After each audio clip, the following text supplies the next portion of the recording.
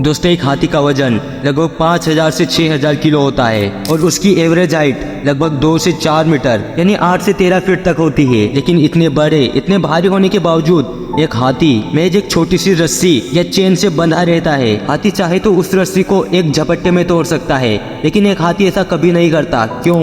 क्या कारण है कि वो उस रस्सी या चेन को तोड़ने का प्रयास तक नहीं करता?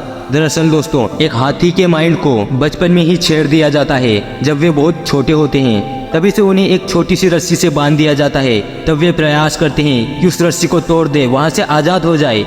लेकिन उस समय हाथी अपने बचपन में होता है, उसके अंदर इतनी ताकत नहीं होती है कि वो उस समय उस रस्सी या चेन को तोड़ सके। वो कई बार प्रयास करता है उस रस्सी को तोड़ने का, लेकिन हर बार असफल रहता है। धीरे धीरे उसकी उम्र बढ़ती है और वो प्रयास करना भी छोड़ देता है, क्योंकि उसे विश्वास हो चुका है, उसके माइंड में ये बैठ चुका है कि वो इस रस्सी को कभी तोड़ नहीं सकता, वो कभी यहाँ से आजाद नहीं हो सकता। और इसी कारण एक हाथी अपने एक गलत विश्वास के कारण अपनी पूरी जिंदगी एक अस्वतंत्र रूप से जीता है। और ऐसा ही इंसानों में भी होता है। हमें एक असफलता क्या मिली? हमने प्रयास करना ही छोड़ दिया। इंसानों में तो ये कॉमन है जो कहते हैं कि ज्यादा बड़े सपने मत देखो, मुंह के बल गिरोगे। लेकिन मैं कहता हूँ कि इतने बड़े सपने देखो कि तुम्हारी औकात नहीं हो उतने बड़े सपने देखने की, और मुंह के बल गिरो, लेकिन गिरने के बाद फिर से जीरो से शुरुआत करने की हिम्मत रखो।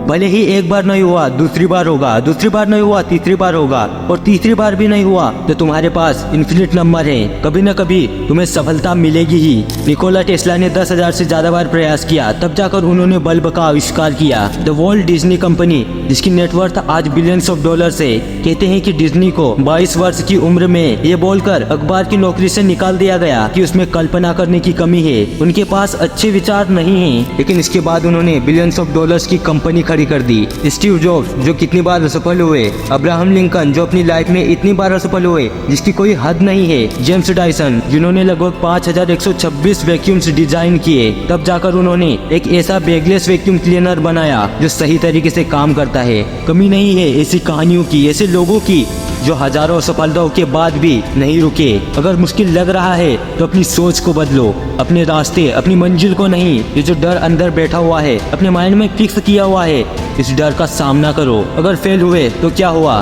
दुनिया थोड़ी खत्म हो गई, फिर से एक नई शुरुआत करो। इस दुनिया में कोई भी ऐसा व्यक्ति नहीं है जो बिना किसी कठिनाइयों और असफलताओं के सफल हुआ हो। असफलताओं और कठिनाइयों का उद्देश्य हमें हमारे सपनों के लिए मजबूत करना होता है, क्योंकि अगर हम असफलताओं को ही ना झेल पाए तो सफलता को हम क्या ही संभाल पाएंगे। याद रखना, एक व्यक्ति तब तक असफल नहीं होता जब तक वो हारता है, बल्कि वो तब असफल हो जाता है जब वो हार मान लेता है। इसलिए कभी हार मत मानो, एक और नए एक्सपीरियंस के साथ फिर से एक नई शुरुआत करो।